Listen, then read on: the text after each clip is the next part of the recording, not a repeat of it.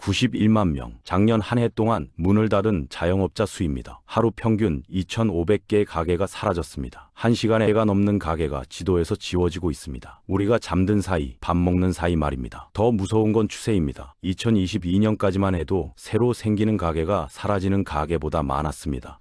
하지만 작년부터 이 관계가 역전됐습니다. 경제의 모세혈관이 새로운 피를 만들어내지 못하고 기존 피마저 빠져나가는 중입니다. 명백한 적색 경보입니다. 한 세무사의 책상 위에는 매일 아침 서류 더미가 쌓입니다. 20년 경력 베테랑입니다. IM 8년 금융위기를 모두 겪어낸 분입니다. 그런 분이 하는 말은 어렵다, 힘들다가 아니었습니다. 박살났다는 직설적인 표현이었습니다. 그 서류가 무엇인지 아십니까? 폐업 신고서입니다. 희망을 품고 사업자 등록증 만들러 오던 발길은 끊긴 지 오래입니다. 이제는 절망에 찬 얼굴로 사업 종말을 고하러 오는 사람들만 북적입니다. 여러분 동네 상가를 떠올려 보십시오. 1층에 10개 가게가 있습니다. 작년까지는 한두 곳 문 닫으면 곧바로 새 가게가 들어섰습니다. 지금은 어떻습니까? 한 곳 문 닫으면 옆 가게도 앞 가게도 연달아 임대문에 현수막을 겁니다. 도미노처럼 말입니다. 텅 빈 공간은 몇 달이 지나도 채워지지 않습니다. 언론은 연일 코스피 4천 시대를 이야기합니다. 일부 대기업은 역대급 실적을 자랑합니다. 하지만 우리가 발 딛고 선 이 땅의 현실은 어떻습니까? 거대한 등대 불빛 아래 경제의 발밑은 지금 시커멓게 썩어가고 있습니다. 단순한 투정이 아닙니다.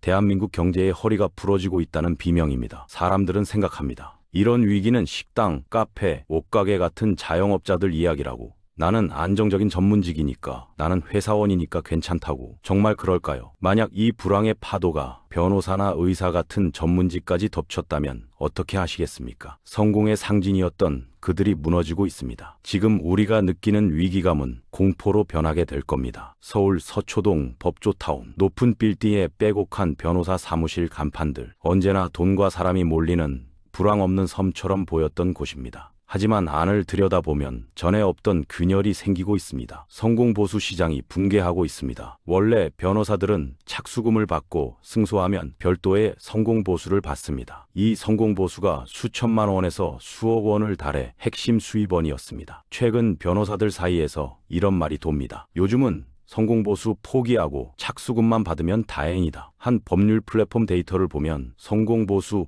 없음 조건 민사사건 수임 경쟁률이 1년 사이 2배 이상 치솟았습니다. 예전에는 10건 중 2~3건이 그런 조건이었습니다. 지금은 절반 이상이 성공보수를 아예 받지 않거나 대폭 낮춘 가격을 제시해야 겨우 사건을 맡을 수 있습니다. 변호사 한 명당 맡아야 할 사건 수는 늘어나는데 사건당 수익은 절반 이하로 떨어졌습니다. 한 베테랑 변호사의 증언입니다. 지난 15년 동안 이렇게까지 치열했던 적은 없었습니다. 이건 생존을 위한 출혈 경쟁입니다. 강남 병원가로 가볼까요? 피부과, 성형외과 같은 비급여 진료 중심 병원들, 경기를 타지 않는 황금알을 낳는 거위로 불렸습니다. 그 거위의 배가 쪼그라들고 있습니다. 사람들이 지갑을 닫았습니다. 먹고 살기 팍팍해지니 나를 꾸미는 데 쓰는 돈을 가장 먼저 줄입니다. 소비 심리가 얼어붙자 병원들 사이 가격 파괴 전쟁이 벌어지고 있습니다. 2년 전 20만 원 호가하던 레이저 시술이 지금은 어떻습니까? 99,000원입니다. 심지어 7만 원대까지 폭락했습니다. 제값 받는 병원이 오히려 바가지 취급받게 됐습니다. 환자들은 의사 실력이나 병원 평판을 보지 않습니다. 인터넷 검색으로 100원이라도 더 싼 곳을 찾아 떠도는 가격 유목민이 됐습니다. 병원들은 수익성을 맞추려 의사 한 명당 하루 봐야 하는 환자 수를 2~3배로 늘립니다. 3분 진료, 5분 시술, 공장식 의료가 만연합니다. 환자는 제대로 된 서비스를 못 받아 불만이고 의사는 번아웃에 시달립니다. 병원 전체 수익성은 악화되는 악순환입니다. 건축 설계 사무소 상황은 더 심각합니다. 건축 경기는 실물 경제에 가장 민감한 바로미터입니다. 지금 그 바로미터가 위험 수위를 넘어 재앙 수준을 가리키고 있습니다. 건설사나 시행사가 새 빌딩을 짓기로 결정하면 가장 먼저 설계 사무소에 설계를 맡깁니다. 설계 수주가 있다는 건 몇 년 뒤 지어질 건물이 계획되고 있다는 뜻입니다. 미래 경기에 대한 긍정 신호입니다. 그런데 이 첫 단추가 완전히 잠겼습니다. 국토교통부에 따르면 올해 상반기 비주거용 건축 허가 면적이 작년 동기 대비 35% 가까이 급감했습니다. 2021년 고점과 비교하면 거의 반토막입니다. 강남의 한 중견 건축 설계 사무소 대표 말입니다. 작년까지는 1년치 일감이 쌓여 있었는데 했는데 지금은 3개월 뒤 프로젝트가 하나도 없습니다. 직원 20명 월급 줄 생각하면 밤에 잠이 안 와요. 수십억짜리 최신 컴퓨터와 프로그램은 멈춰 있습니다. 능력 있는 건축가들은 하루 종일 인터넷 뉴스만 뒤적입니다. 신규 프로젝트가 없다는 건 미래 먹거리가 사라졌다는 사형 선고나 다름없습니다. 변호사, 의사, 건축가, 우리가 알던 성공 방정식이 더 이상 통하지 않는 세상이 왔습니다. 불황의 거대한 파도가 가리지 않고 모든 것을 집어삼키고 있습니다. 자영업자 가게 문을 부수고 들어와 이제는 전문직의 단단한 성벽마저 무너뜨리고 있습니다. 일부 직업이 힘들어졌다는 이야기가 아닙니다. 우리 사회 소득 구조와 안정성의 근간이 흔들리고 있다는 훨씬 더 무서운 신호입니다. 질문을 던져보겠습니다. 식당 사장도, 변호사도, 의사도 모두가 고통받고 있다면 이 불황시대에 돈 버는 사람은 과연 존재합니까? 모두가 비명 지르는 폐허 속에서 역설적으로 미소 지으며 때 아닌 호황을 누리는 사람들이 있습니다. 그들은 누구일까요? 그들의 호황은 우리 사회에 어떤 의미를 던질까요? 기묘하고도 섬뜩한 풍경을 지금부터 확인해 보십시오. 첫 번째 주인공은 자본주의의 청소부들입니다. 누군가의 꿈과 희망이 담긴 가게가 문 닫으면 그곳은 더 이상 따뜻한 공간이 아닙니다. 차가운 폐기물이 됩니다. 주방에 낡은 튀김기, 손님이 앉았던 테이블과 의자, 화려했던 간판, 이 모든 것을 부수고 뜯어내고 실어 나르는 철거업체와 중고집기 매입업체 전화기는 지금 불이 날 지경입니다. 한 인테리어 철거업체 대표에 따르면 폐업 철거 물량이 작년 대비 2배 이상 늘었습니다. 예약 스케줄이 석 달치 꽉 찬 건 8년 금융위기 이후 처음입니다. 중고 거래 플랫폼을 보십시오. 업소용 냉장고, 식기, 세척기 테이블이 하루에도 수백 개씩 쏟아져 나옵니다. 누군가의 눈물이 밴 물건들은 헐값에 팔려 다른 누군가의 희망이란 이름으로 재포장되어 팔려나갑니다. 단순히 물리적 공간 정리보다 더 복잡한 문제가 있습니다. 사업체를 법적으로 행정적으로 깨끗하게 죽이는 일입니다. 여기서 두 번째 수혜자가 등장합니다. 폐업 컨설턴트들입니다. 말 그대로 사업의 장례 절차를 대행해주는 사람들입니다. 복잡한 세금 문제 정리, 각종 인허가 말소, 직원들 4대 보험 상실 신고, 남은 채무와 자산 정리, 사장이 혼자 감당하기 너무 고통스럽고 복잡한 과정을 대신 처리해주며 수수료를 받습니다. 불과 3, 4년 전만 해도 생소한 직업이었습니다. 지금은 이 시장이 연 15% 이상씩 폭발적으로 성장하고 있습니다. 폐업 신고 90만 개의 사업 장례식 시장이 열렸다는 뜻입니다. 철거업체나 폐업 컨설턴트보다 훨씬 더 본질적으로 이 불황의 가장 아픈 속살을 파고들며 돈 버는 사람들이 있습니다. 이들의 호황은 우리 사회의 고용 관계가 얼마나 위태롭게 무너지고 있는지 보여주는 가장 강력한 지표입니다. 노무법인입니다. 간단히 말해 사장과 직원 사이 노동 분쟁을 전문적으로 다루는 곳입니다. 경기 좋을 때는 채용, 급여 설계, 조직 문화 컨설팅 같은 긍정 업무가 많습니다. 하지만 지금은 아닙니다. 중앙노동위원회 데이터를 보면 작년 한 해 접수된 부당해고 구제 신청 건수가 진 2,000건을 넘어섰습니다. 전년 대비 15 가까이 급증한 수치입니다. 임금 체불액은 사상 처음 1조 치원을 돌파했습니다. 이 숫자 하나하나가 전부 노무법인에게는 일감입니다. 강남의 한 노무법인은 2년 전만 해도 전체 상담의 30 수준이던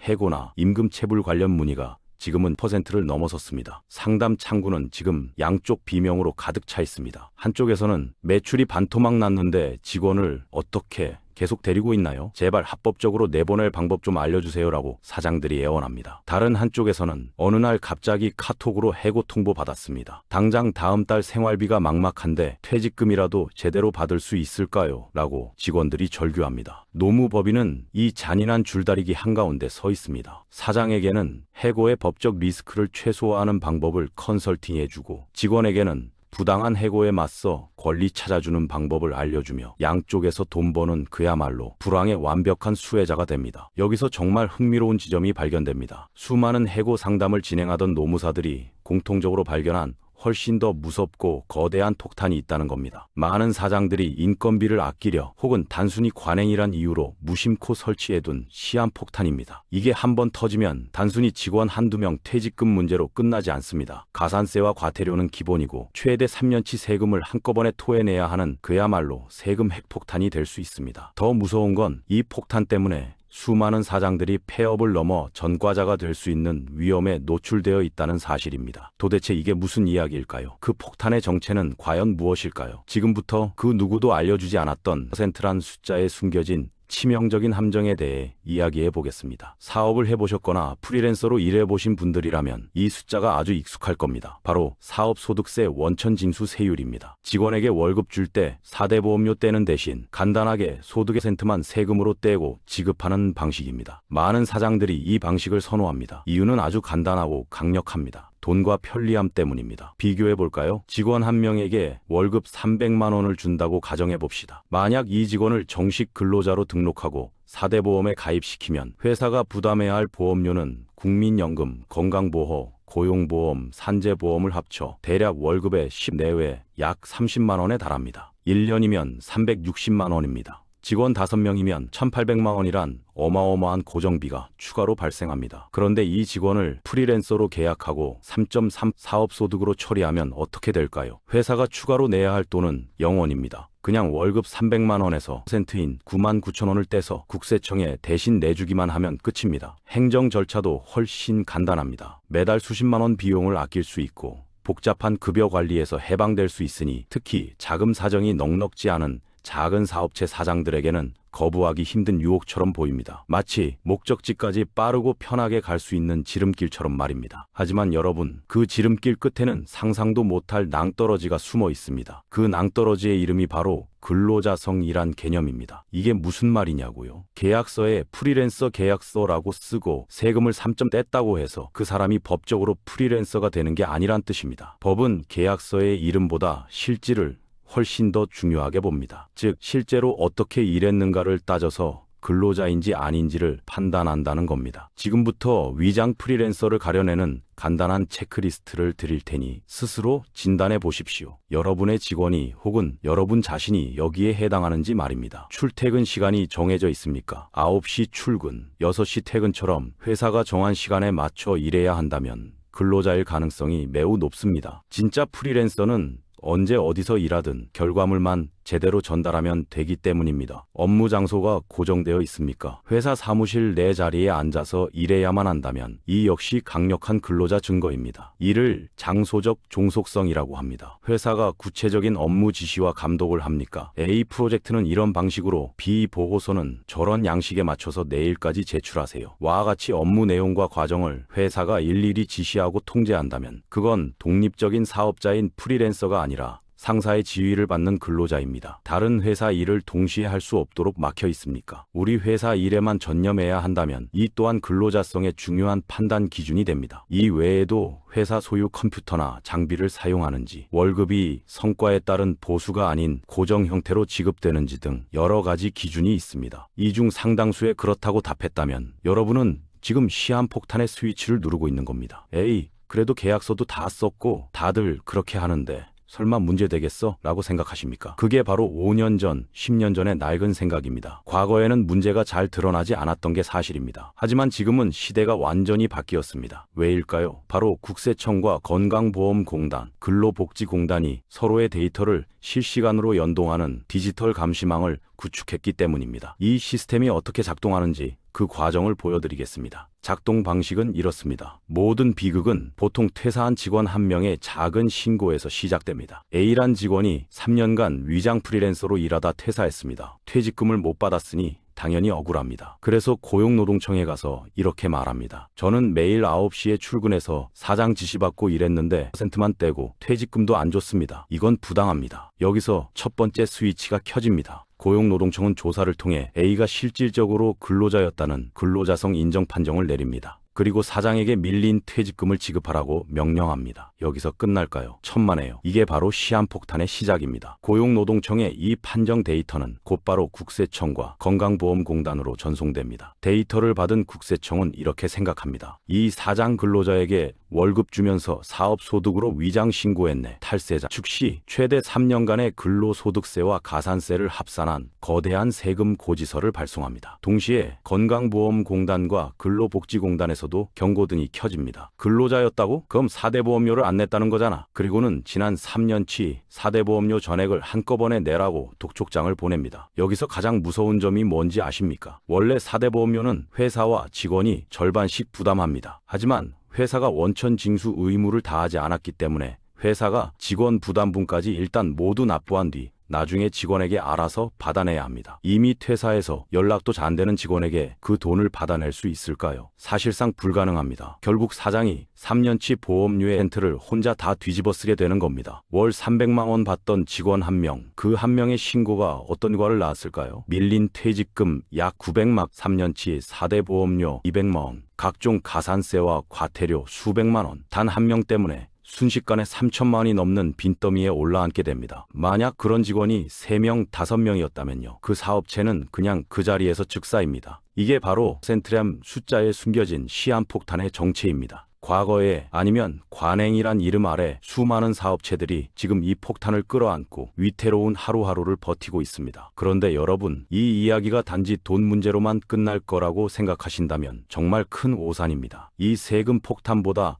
훨씬 더 무서운 한 사람의 인생을 송두리째 바꿀 수 있는 진짜 리스크가 그 뒤에 기다리고 있습니다. 만약 이 문제가 잘못 꼬이면 사업 실패를 넘어 당신 이름 앞에 빨간 줄 즉 전과 기록이 남게 될 수도 있다면 믿으시겠습니까? 돈을 잃는 것을 넘어 사회적 명예와 인생 전체가 위험해지는 그 끔찍한 시나리오를 지금부터 공개하겠습니다. 상황을 다시 한번 그려보겠습니다. 국세청과 건강보험공단으로부터 수천만 원에 달하는 추징금을 통보받은 사장. 이미 사업은 어려울 대로 어려운데 갑자기 이런 거액을 감당할 수 있을까요? 대부분은 불가능합니다. 당장 통장은 텅 비어 있고 추가 대출은 막혀 있습니다. 이때 고용노동청에서 또 하나의 명령이 날아옵니다. 근로자성이 인정되었으니 퇴사한 직원 A에게 퇴직금 900만 원을 즉시 지급하시오. 여기서 사장은 인생 최악의 갈림길에 서게 됩니다. 돈이 없어서 퇴직금을 줄 수가 없는 상황. 이건 단순히 돈을 갚지 못하는 채무 불이행 문제가 아닙니다. 대한민국 근로기준법에서 임금 및 퇴직금 체불은 명백한 형사처벌 대상입니다. 민사사건이 아니라 형사사건으로 넘어간다는 뜻입니다. 과거에는 직원이 처벌을 원하지 않는다고 하면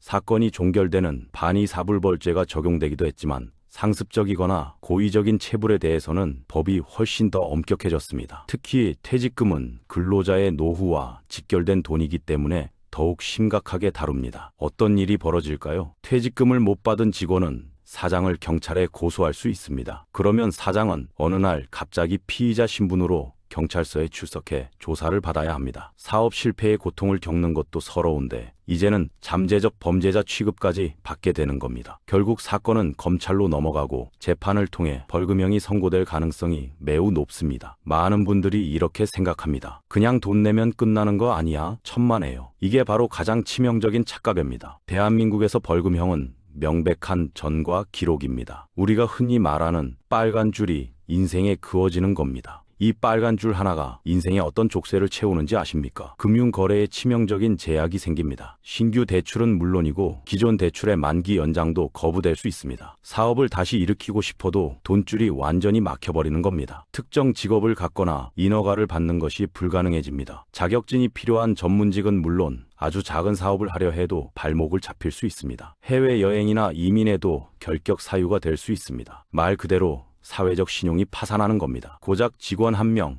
인건비 좀 아껴보려 했던 그 안일한 선택 하나가 세금 폭탄을 넘어 내 인생에 평생 지워지지 않을 정과자란 낙인을 찍어버린 겁니다. 이게 얼마나 무서운 결과인지 이제 아시겠습니까? 그렇다면 이런 끔찍한 리스크를 바로 옆에서 목격한 다른 사장들은 과연 어떤 선택을 하게 될까요? 나는 법을 잘 지켜서 직원을 정식으로 고용해야겠다라고 마음먹을까요? 놀랍게도 현실은 정반대로 흘러가고 있습니다. 그들의 선택은 성장이 아닌 퇴행입니다. 직원을 더 뽑아 사업을 키우는 대신 있던 직원마저 내보내고 어떻게든 혼자 버티는 1인 기업으로 돌아가는 길을 택하고 있습니다. 왜냐고요? 사람 한 명을 고용하는 리스크가 사업 실패의 리스크보다 더 크다고 느끼기 때문입니다. 이건 제 추측이 아닙니다. 숫자가 증명하고 있습니다. 통계청 데이터를 보면 최근 5년간 고용원 없는 자영업자, 즉 1인 기업 수는 무려 430만 명을 넘어섰습니다. 전체 자영업자의 75%에 달하는 압도적인 수치입니다. 10개 가게 중 7개에서 8개는 사장 혼자 일하고 있다는 뜻입니다. 증가 속도는 갈수록 가팔라지고 있습니다. 이 현상이 의미하는 바가 뭘까요? 대한민국 산업 생태계의 허리가 통째로 부러지고 있다는 신호입니다. 경제는 보통 거대한 대기업과 그 대기업의 품이나 서비스를 고 수많은 일자리를 만들어내는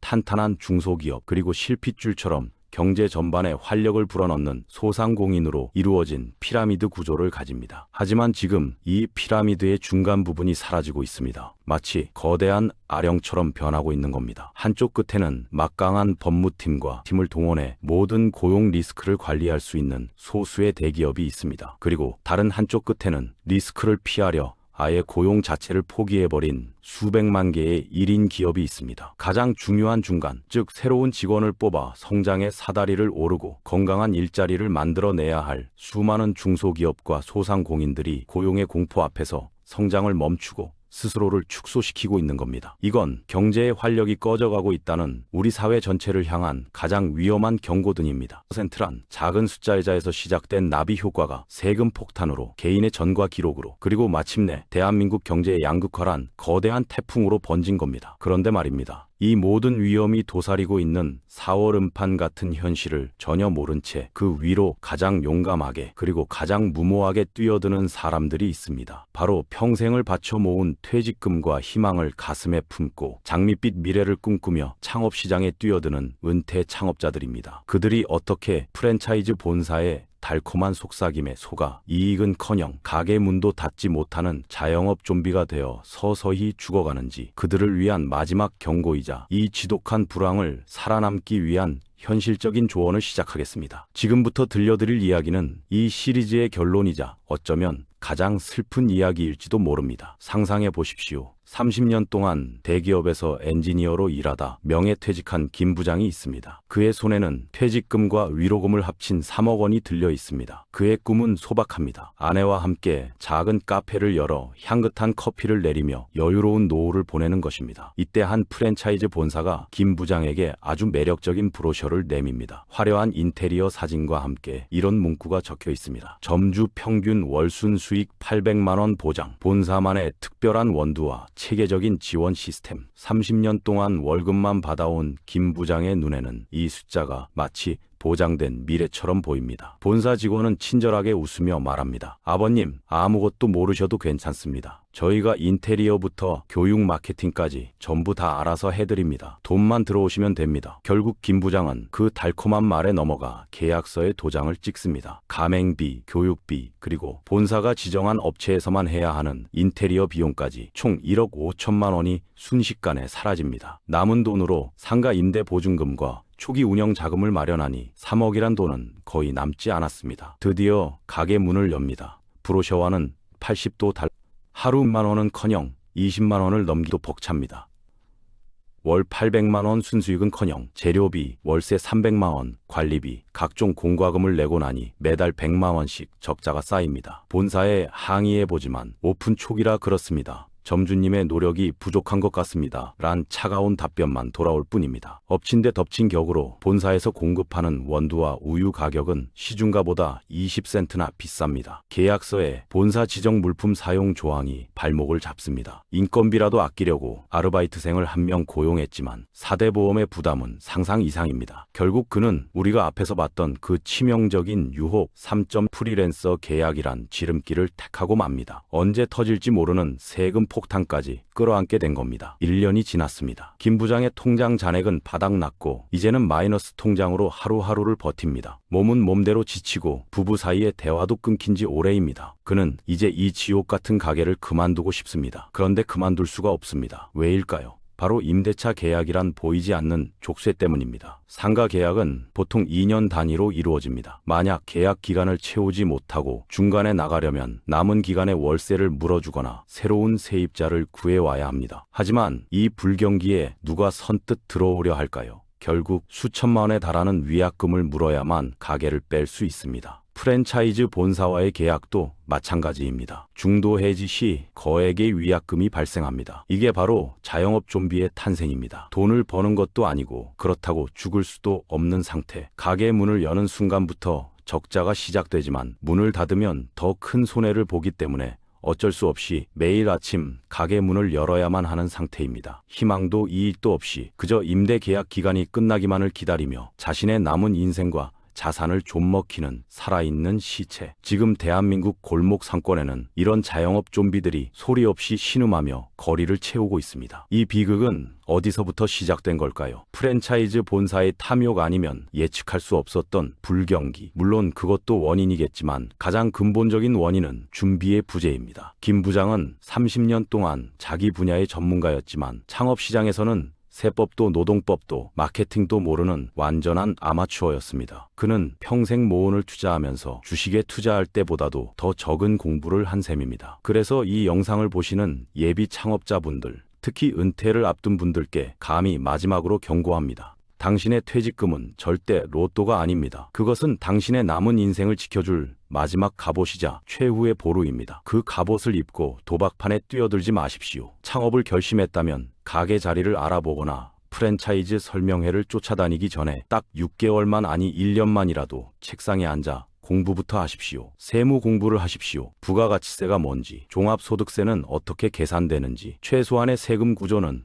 알아야 내 돈이 어디로 새는지 막을 수 있습니다. 노무 공부를 하십시오. 근로계약서는 어떻게 써야 하는지, 4대 보험은 무엇인지, 그리고 우리가 내내 이야기했던 센트의 함정이 무엇인지 명확히 알아야 빨간 줄의 비극을 피할 수 있습니다. 정부에서 운영하는 소상공인 지식 배움터 같은 곳에 가면 이런 교육들을 무료로 받을 수 있습니다. 그리고 브로셔 속 데이터가 아니라 당신의 발로 직접 데이터를 만드십시오. 당신이 열고 싶은 동네의 경쟁 카페에 가서 일주일 내내 아침부터 저녁까지 죽치고 앉아 손님이 몇 명이나 오는지 직접 세어보십시오. 그게 바로 진짜 사업 계획의 시작입니다. 이 험난한 불황의 시대에 창업은 누군가에게는 유일한 희망일 수 있습니다. 저는 그 꿈을 폄하하고 싶지 않습니다. 다만 그 꿈이 악몽이 되지 않도록, 당신의 소중한 인생이 자영업 좀비란 비극으로 끝나지 않도록 철저하게 준비하고 무장하라는 마지막 조언을 드리고 싶을 뿐입니다. 부디 살아남으십시오. 그리고 반드시 성공하십시오. 다음에도 더 깊이 있는 이야기를 듣고 싶으시다면 구독과 좋아요 부탁드립니다. 시청해 주셔서 감사합니다.